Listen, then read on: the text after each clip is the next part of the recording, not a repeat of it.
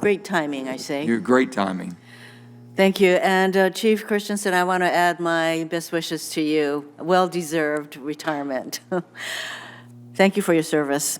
So as we have discussed in the past, Hawaii has greatly benefited from the Forest Service's help in combating the dangerous pathogen rapid ohia death, or ROD.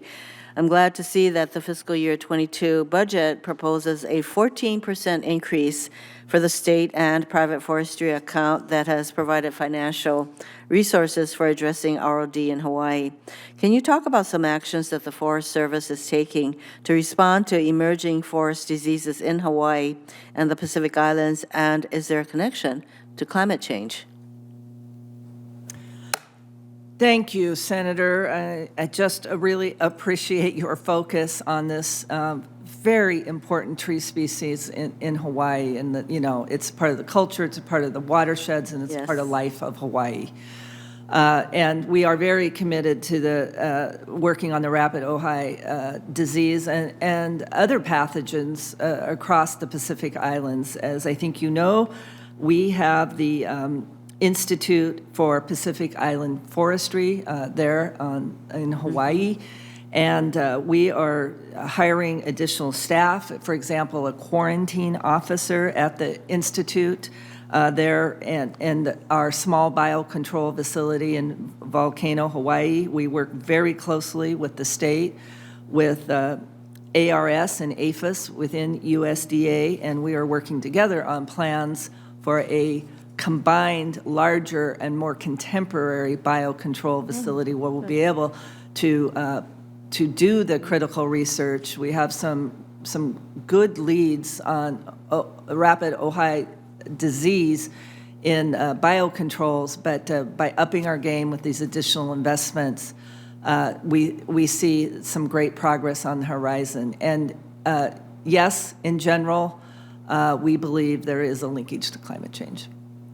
Thank you. And the next question was going to be about the creation of a regional biological control research facility, and in consultation or discussion with ARS, APHIS, and NRCS. So you're already doing that. I'm really glad for that.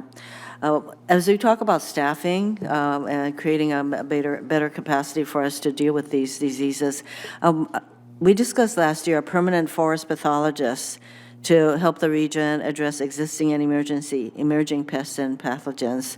So is the Forest Service considering the hiring of a permanent forest pathologist assigned to the Pacific Southwest Research Station?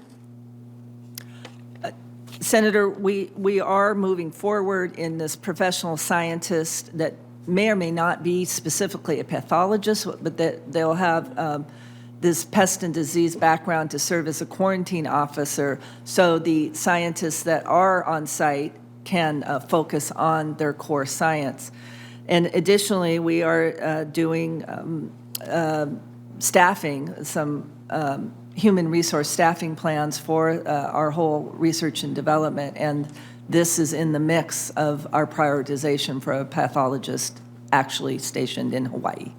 That's great news. One of the programs that is funded by the Land and Water Conservation Fund, which we've made permanent, is the Forest Service Forest Legacy Program, which the budget proposes $94.3 million in fiscal year 22, and included in the FY22 list of proposed forest legacy projects is a project in Hawaii, the East Maui Forest Project. And I want to, continue to work with my colleagues and the Forest Service to ensure that this particular project, as well as the other projects, are funded and continues to proceed. This is an interesting item that I wanted to point out. A 2018 research article published in the Journal of Forestry revealed that racial and ethnic minorities utilize our national forests at lower rates than that of their white counterparts. And the article showed that though white Americans account for about 63% of the nation's population, 95% of individuals that visit national forests identified as white Americans. The research article further found that racially diverse areas are more likely to have higher inequality gaps. Our national forests and public lands need to serve our nation's diverse population. How does the Forest Service intend to improve the utilization of our national forests among racial and ethnic minorities?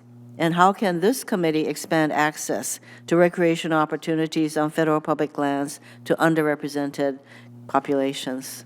Oh, Senator, that's a really important question to me, and I know we're short on time.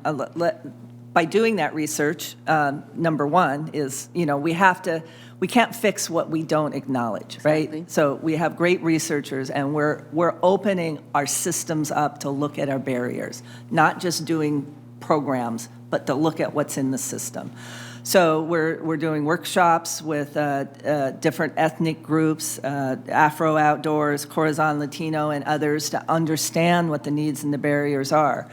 Now, there are some systems and structures that I think we're all responsible for. I think we all know we are under-resourced for recreation, providing recreation on the National Forest System, especially with a 200% increase, and more people are connecting with their lands.